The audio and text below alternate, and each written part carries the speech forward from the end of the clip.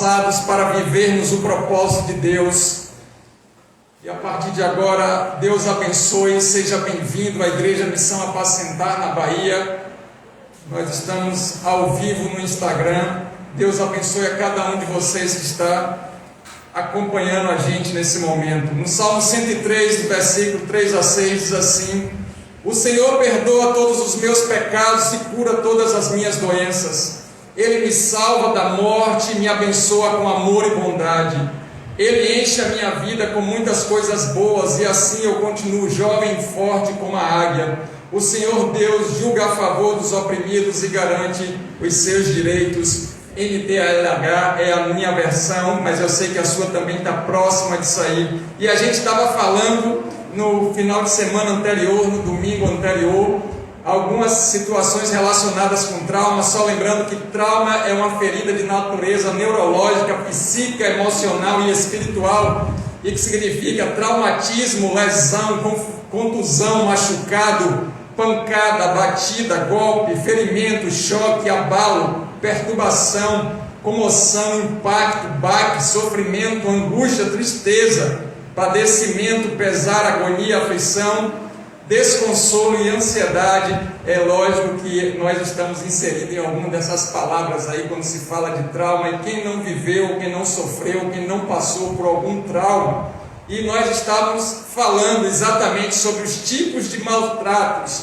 Então a gente parou sobre o abuso, que pode se dividir em físico, sexual e emocional, e também os maus tratos como negligência, que pode ser física e emocional. Lembrando que esse abuso físico está relacionado com qualquer lesão corporal, e a sexual, alguma exposição à situação sexual ou pornográfica. Já nos maus tratos relacionados com emoções, é aquela situação de depreciação do caráter e também com críticas desconstrutivas. Quando a gente fala sobre o maltrato, que é a negligência, a parte física é a não adequação, a não apropriação ou não atendimento aos cuidados básicos de alimentação, vestimenta, moradia, abrigo, etc. Quando se fala da emocional, você tem uma negligência nas questões omissas na moral e na ética, principalmente aquilo que está muito relacionado intimamente com a palavra de Deus, já que a gente está ministrando na palavra de Deus, e falta a demonstração de amor e cuidado. É uma ausência do apoio emocional para as nossas vidas. Isso acontece muito na infância. Então, quando essas feridas elas são abertas na infância, acontece algumas coisas que a gente vai precisar ver com importância nesse momento. A primeira é a seguinte: quando a ferida ela é relacionada com rejeição, lembrando que quando a gente lê Isaías no capítulo de número 53, a gente percebe que Jesus ele foi rejeitado por muitos, e ele tomou as nossas dores para que nós não sofrêssemos hoje em consequência desses traumas. É lógico que para que isso aconteça, a gente precisa levar para a cruz todas aquelas coisas que nos traumatizaram e deixar lá, porque na cruz já está consumado em Cristo.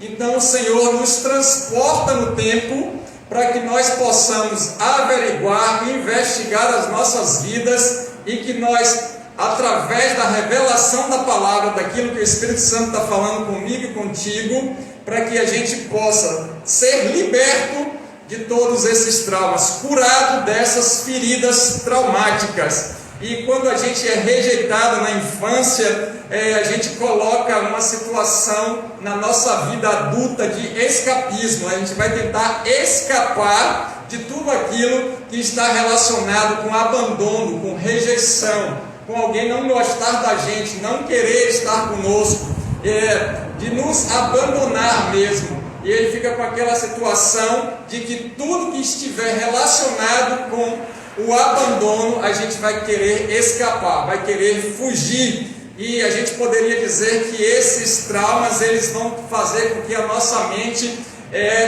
traga uma máscara para as nossas vidas. Muitas vezes a gente está sorrindo na rede social, mas a gente está todo machucado, ferido. Muitas vezes a gente está com fotos, postando várias coisas interessantes e bonitas, paisagens belas, mas nós estamos doentes e feridos por dentro. E quando se tem uma ferida chamada rejeição, é claro que a gente vai querer não dar muita conversa e querer fugir. Toda vez que a pessoa é abandonada, ela vai querer fugir, ela vai escapar daquilo que vai trazer a lembrança da rejeição. Quando a ferida ela está muito propriamente dita com abandono, quer dizer, quantos pais abandonam seus próprios filhos? Não são poucos, porque o Brasil é considerado um dos países mais órfãos do mundo. E órfãos de pais vivos, porque estar vivo não quer dizer que tenha paternidade. Levar as coisas para dentro de casa e colocar bens materiais não quer dizer que tenha cuidado, amor, carinho, zelo, atenção, orientação moral, nem muito menos espiritual. Então essas crianças machucadas, feridas pelo abandono, porque não teve a presença paterna ou a presença materna, ela vai ter uma máscara, ela vai se disfarçar, se assim a gente pode dizer, ou usar uma capa de proteção, para que as pessoas não invadam a intimidade dela, já que ela está ferida. A pessoa ferida, ela não quer que ninguém toque no machucado, e ela vai trazer uma capa, uma fantasia, uma máscara, assim a gente pode dizer, de dependência. Então é uma pessoa altamente dependente de tudo e de todos. Ela vai se demonstrar no dia a dia como alguém dependente. Vai precisar sempre de elogios, vai precisar sempre estar em evidência, vai precisar sempre alguém estar dizendo ou fazendo alguma coisa, porque ela não se sente capaz de realizações. E então ela cria uma situação de dependência por causa desse abandono. E essa dependência também pode ser emocional. E ela fica atrás de coisas ou em busca de um sucesso fingido por causa dessa questão de abandono. Então ela está dependente emocional de um namorado, de uma namorada, dependente emocional de uma firmeza de alguém dizendo sempre que ela está certa, que ela está bonita, que ela está boa, que ela está importante ou que ela presta. E isso é terrível, porque a gente precisa ficar completamente dependente de Deus. O ser humano nunca vai nos dar tudo aquilo que a gente precisa, mas Deus sempre vai nos dar muito mais daquilo que a gente pensa, imagina e tem necessidade. É lógico que é importante a gente ser interdependente um dos outros. Na realidade, quando a gente fala de igreja, nós somos interdependentes uns dos outros para que essa unidade corrobore para a nossa salvação em Cristo Jesus. E essa dependência, por causa do abandono, pode ser dependência química. E aí eu vou falar para crente primeiramente, não vou falar para quem não é crente. Você já viu pessoas dependentes de café? Ela não faz nada se não tomar café. Já viu dependente de refrigerante? Já viu dependente de conselho o tempo todo de afirmação do pastor? Ela está sempre dependente de alguém ou de algo para poder ela ficar bem. E foi por causa do abandono. Agora, para o que não é crente, é lógico que está dependente químico com substâncias, muitas vezes ilegais, ilícitas, dependente do cigarro, dependente de alguma droga, como cocaína, maconha, heroína, dependente de álcool, dependente tantas substâncias, inclusive de medicamentos para dormir. Não que não seja necessário medicamentos, mas a dependência. Então está dependendo de alguma coisa para poder sentir-se bem.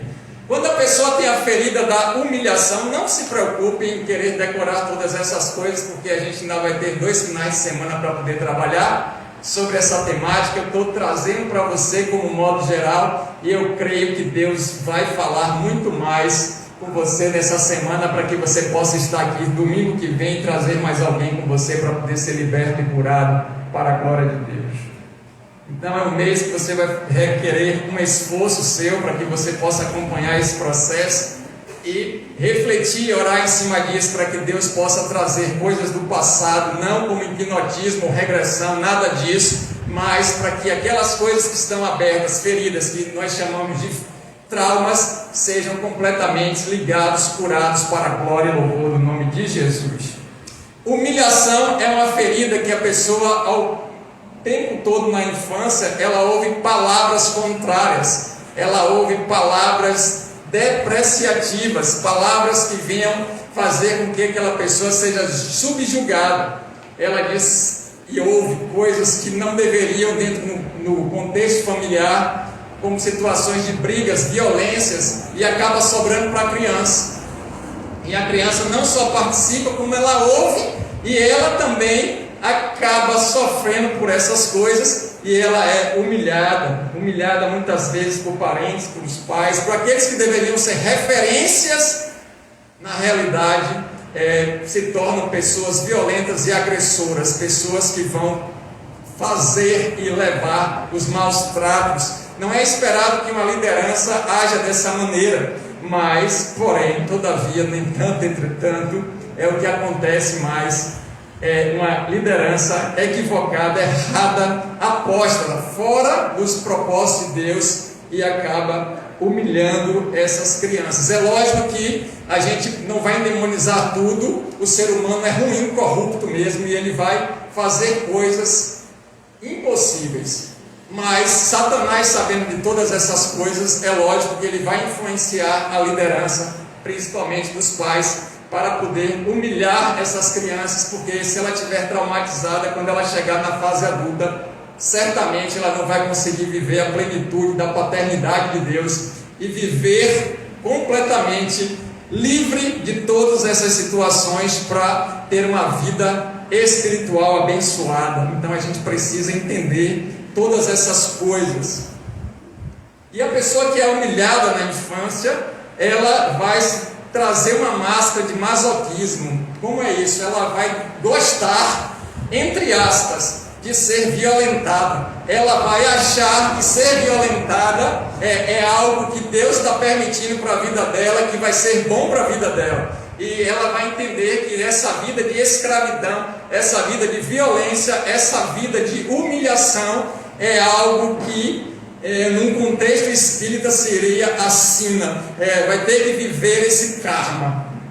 Eu quero te dizer que Jesus já acabou com tudo isso na cruz do Calvário.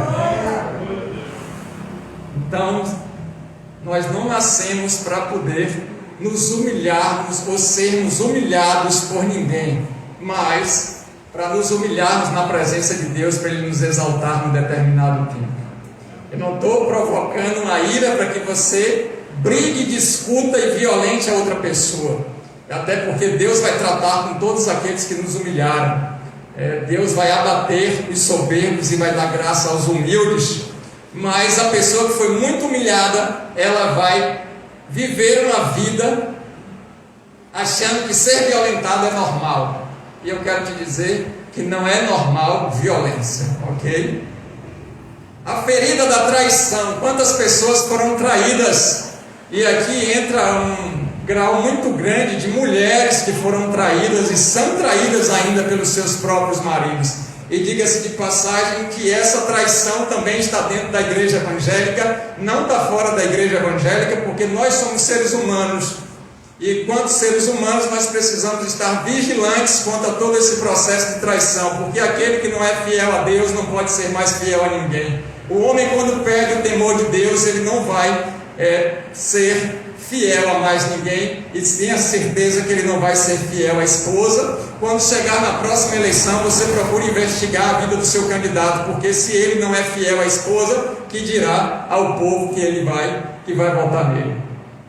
Você acha que um governante que não é fiel à esposa vai ser fiel comigo? Para com isso. Bora crescer e amadurecer em relação às questões espirituais. É lógico que tem várias nuances em em relação a essas questões feridas da infância, mas aqui é uma base para que a gente possa avaliar as nossas vidas.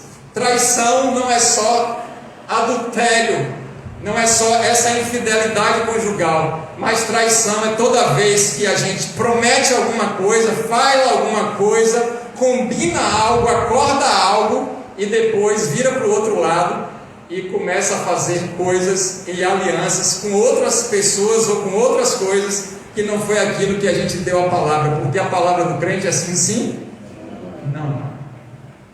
E a pessoa que é muito traída na infância e ela vê essa traição dentro da família, entre os pais, entre os líderes que seriam referências para ela espiritualmente falando, ela é uma pessoa que ela quer controlar tudo, e agora ela quer ter domínio de tudo, ela quer estar com a rédea nas mãos para poder dominar e fazer da maneira dela. É uma pessoa que quer controlar tudo e todos, e tem que ser tudo da maneira dela, porque ela foi traída, e então ela fica desconfiada, ela é uma pessoa insegura, é uma pessoa que precisa estar com tudo sob o controle dela, para que ela possa estar bem, e ela se fantasia com essa máscara para poder esconder essa ferida chamada traição. Mas nosso Jesus foi traído, ele foi humilhado, ele foi abandonado e rejeitado, e consumou tudo na cruz pela minha e pela sua vida. Aleluia.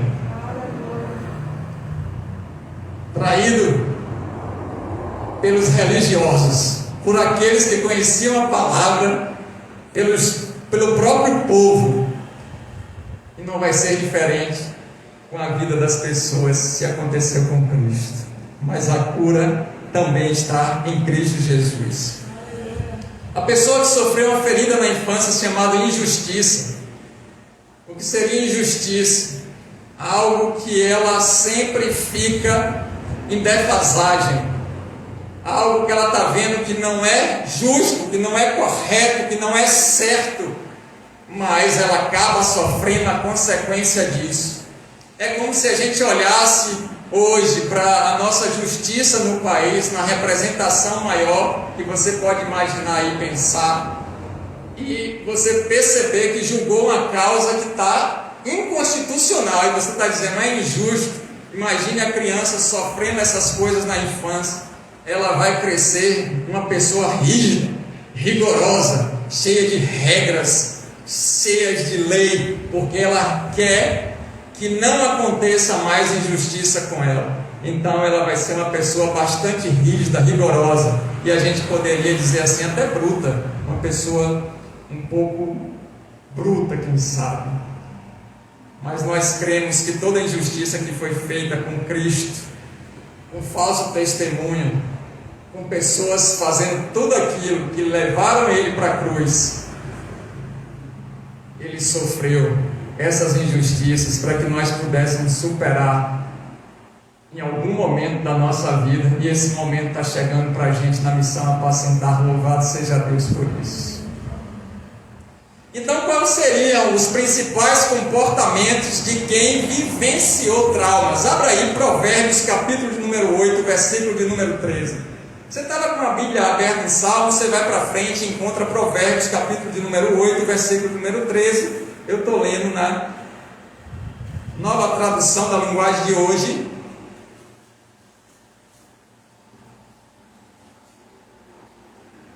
Está escrito assim: temer o Senhor Deus é odiar o mal. Eu odeio o orgulho e a falta de modéstia, ou de humildade, os maus caminhos e as palavras falsas. Então, Deus está dizendo assim para a gente, que temer a Deus, temer a Ele, significa odiar tudo que é mal. E eu estou vendo muito crente querendo ter amizade com as coisas do mundo. Mas não é odiar o que é mal? O mundo jaz no maligno. Então não pode servir a dois senhores. Ou tem serve a Deus, ou tem amizade com aquilo que não é de Deus. Então bora ver se a gente é convertido realmente, pessoal. A gente precisa parar e fazer uma autoanálise e saber se a gente é convertido. Como é que a gente é convertido? Quando a gente está produzindo frutos dignos de arrependimento, e um desses frutos é odiar aquilo que Deus odeia. A gente não pode gostar daquilo que Deus odeia. E ele coloca a palavra odiar. Ele não fala gostar mais ou menos, não gosto muito, ele fala que odeia. E uma das coisas que Deus odeia é o orgulhoso, é a pessoa soberba, aquela que não é humilde, aquele que anda por caminhos tortuosos, e aqueles que falam palavras mentirosas, injúrias, fofocas, aqueles que estão envolvidos com tudo que não é correto. Deus odeia essas coisas. E por que eu trouxe essa palavra dentro desse contexto de comportamento de quem vivenciou traumas? Porque um dos comportamentos de quem vivenciou traumas é a inibição. E a inibição faz com que a pessoa tenha dificuldade de conviver em sociedade. É uma pessoa inibida. É uma pessoa que ela é muito tímida. Ela não quer viver em sociedade, compartilhar a vida dela com ninguém. Ela não quer se socializar. Ela prefere ficar isolada porque ela tem um trauma no passado e inibe ela de prosperar, de viver socialmente. Mas Deus nos fez para vivermos em sociedade. Deus não nos fez para ficarmos isolados. E essa palavra é quando a gente lê todos os comportamentos de quem vivenciou traumas, e Deus vai odiar esses comportamentos. Deus não gosta daqueles que imitam esses comportamentos. Pessoas que são limitadas na afirmação própria, pessoas que se sentem inferiores, pessoas que não gostam de elogios, que elas rejeitam elogio. Se você vê alguém rejeitando um elogio, e eu não estou falando aqui para poder massagear o nosso ego, mas muitas vezes eu pelo menos sou casado, eu falo para minha esposa, como você está linda, como você é linda, e a dificuldade de eu falar isso é porque eu recebi um trauma, eu recebi uma agressão, e aquilo gerou uma ferida, então eu agora estou inibido, e para eu abrir minha boca para poder elogiar minha esposa é muito difícil. É só um exemplo, isso não acontece, mas já aconteceu, e Deus me curou para que eu pudesse hoje falar aquilo. E a pessoa que está recebendo o elogio, ela também precisa estar aberta para poder se alegrar e viver aquilo. E quando ela não quer receber, é porque ela tem um trauma vivenciado e ela fica inibida. Inibição tanto de elogiar, de falar, de proclamar as boas novas, como de receber também. Outro comportamento de quem vivenciou trauma é, e a gente já puxando o gancho, o repúdio a elogios. A pessoa não consegue reconhecer o seu próprio valor e ela vai se sentir inferior às outras pessoas. Então, quando a gente elogia aquela pessoa, ela sempre vai adjetivar, vai falar alguma coisa em contrapartida do elogio que a gente fez, porque ela não se sente digna do elogio, porque ela não foi valorizada e reconhecida quando criança, e ela tem esse comportamento traumático que é não aceitar o elogio, repúdio ao elogio. Então, quando ela abre a Bíblia e Deus começa a falar quem ela é, o que Ele está fazendo, como Ele a ama, como Deus quer cuidar, quer ser o Pai, ela não aceita, porque ela recebeu algo tão grande, que feriu tanto na infância, que agora o próprio comportamento dela para com as pessoas é reflexo de também da palavra para que ela seja restaurada. Então, eu estou te convidando a partir de agora a ler a Bíblia e receber tudo aquilo que Deus tem para você na integridade. Perceba que a pessoa que vivenciou trauma, ela tem um comportamento de irascibilidade, que significa a pessoa é irada, ela é pouco tolerante, ela reage com agressividade a algumas situações, ela demonstra tensão, quando vai falar, quando ela é confrontada em algo que ela está errada, ela vai ficar irada, agressiva e violenta. Então, se você conhece alguém que quando é confrontada no erro, ao invés dela se humilhar, receber de Deus e pedir restauração e ajuda, ela fica nervosa, raivosa e sempre tem um argumento. Quem é bom de argumento é ruim de arrependimento. Repita comigo: quem é bom de argumento é ruim de arrependimento. Isso tudo por causa do orgulho. Ela não reconhece, ela fica irada. Pense numa pessoa nervosa quando é confrontada no erro. É assim que a gente descobre os traumas. E fica visível e latente diante de alguém que conhece. Imagine diante dos olhos de Deus. E a gente leu em Provérbios 8,13 que Deus odeia esse comportamento. Então se conserta, que ainda tem tempo de ser salvo. Oh, glória! Porque senão a gente vai pensar que está tudo bem e que Deus está esperando a gente com os braços abertos na eternidade. Mas eu quero te dizer, quem vai nos levar para a eternidade é o Espírito Santo. E Deus, como Pai, Ele quer encher e povoar a casa dele. Mas Jesus, como juiz, vai deixar todos os iníquos e todos aqueles que estão fora da palavra fora do céu e vai ser lançado no inferno. Jesus hoje é advogado, está intercedendo por cada um de nós, mas naquele grande dia ele será um juiz que não vai aceitar essas coisas. Então, se a pessoa viver um comportamento porque foi traumatizado, aí vai dizer: mas Deus, no teu nome eu evangelizei, eu proclamei a tua boa nova, eu curei enfermo, expulsei demônio. Aí Jesus fala: apartai-vos de mim, vós que tem esses comportamentos que eu sempre falei que eu não gostava. Está entendendo? Meu Deus, que Ele tenha misericórdia e a gente mude nosso comportamento para ontem. A mudança do nosso comportamento, querido, você que está aí online, que está ao vivo, é para ontem, não é para amanhã não. Para ontem. E a gente já vai se aproximando do final.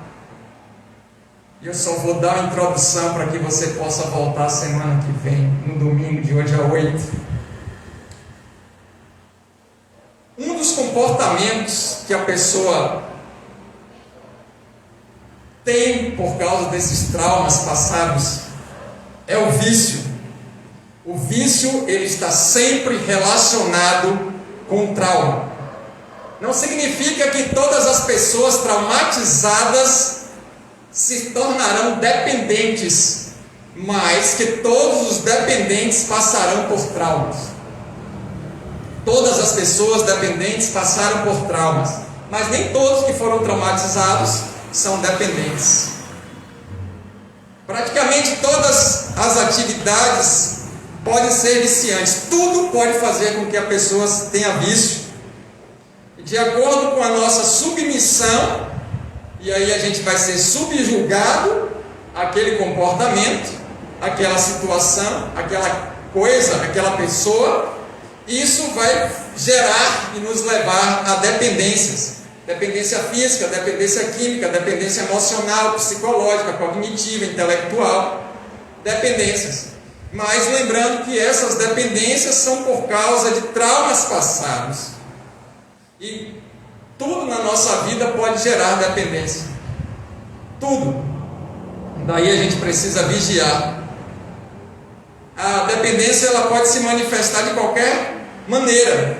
O comportamento nosso, ela pode gerar um prazer, e esse prazer temporário, ou esse alívio temporário, vai fazer com que nós venhamos a desejar intensamente. E se isso acontecer, esse desejo intenso, sem controle, já sabe que está dependente. E é por causa do comportamento. Então, se você vê pessoas que elas têm desejos compulsíveis, desejos que não conseguem controlar, ela está traumatizada e precisa de cura. E isso não é a culpa das pessoas que a traumatizaram, mas do desvio de caráter que ela tem, que precisa assumir diante de Deus, que precisa de conserto. Porque nem todo trauma vai gerar dependência, mas todo que é dependente é traumatizado. Então tem muita gente cheia de transtorno no nosso meio, e que agora fez aliança com Cristo, e acha que está tudo bem. Não está não. Deus está trabalhando para poder nos curar nesses dias. Aleluia.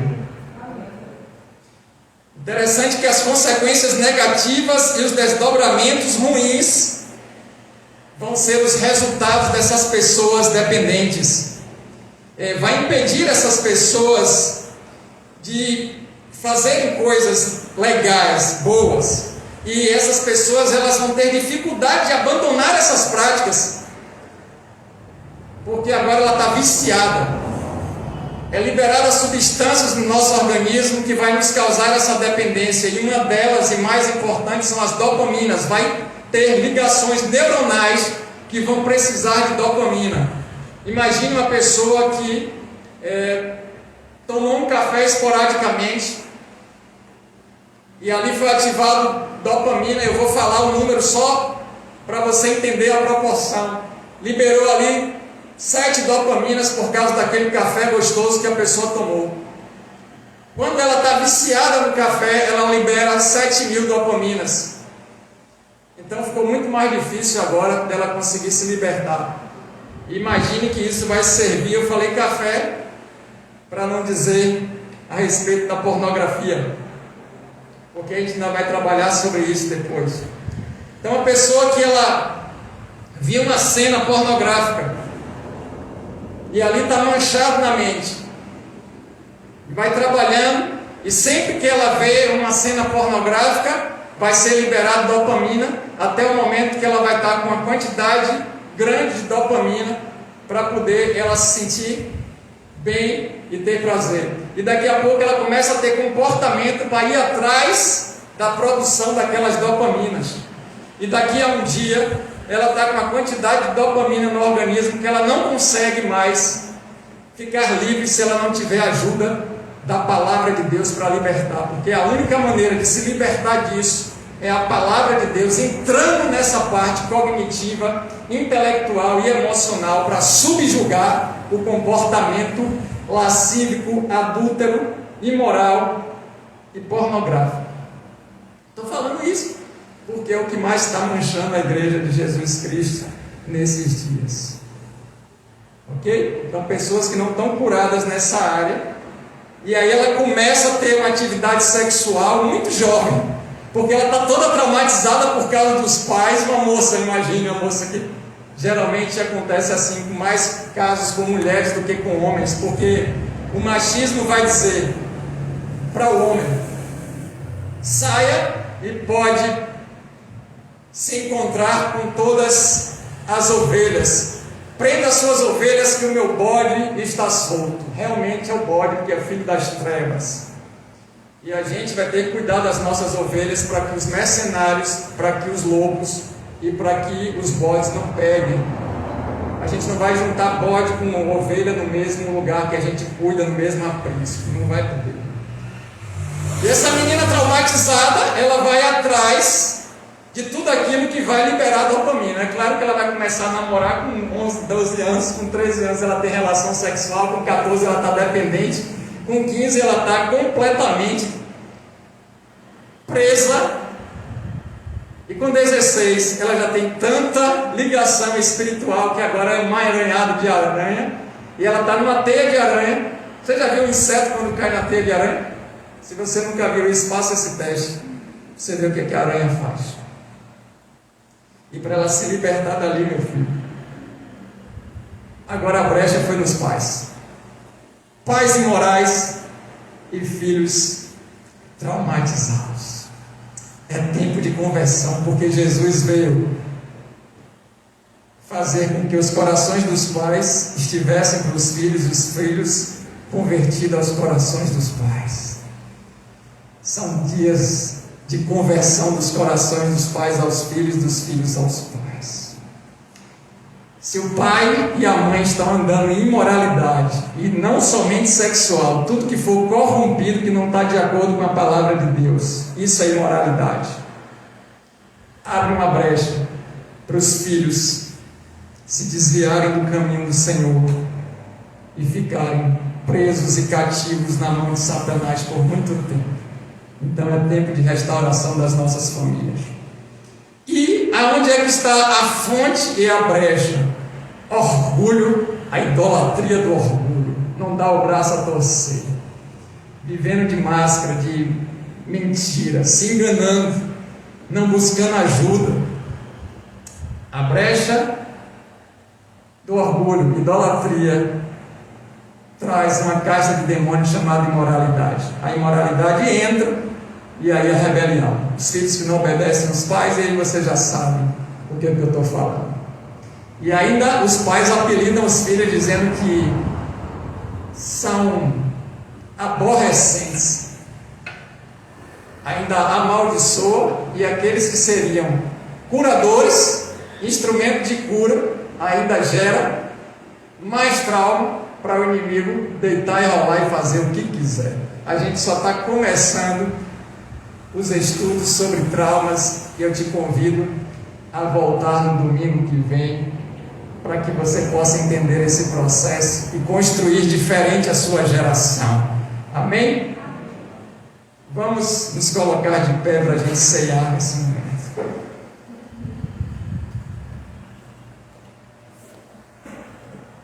Você me ama?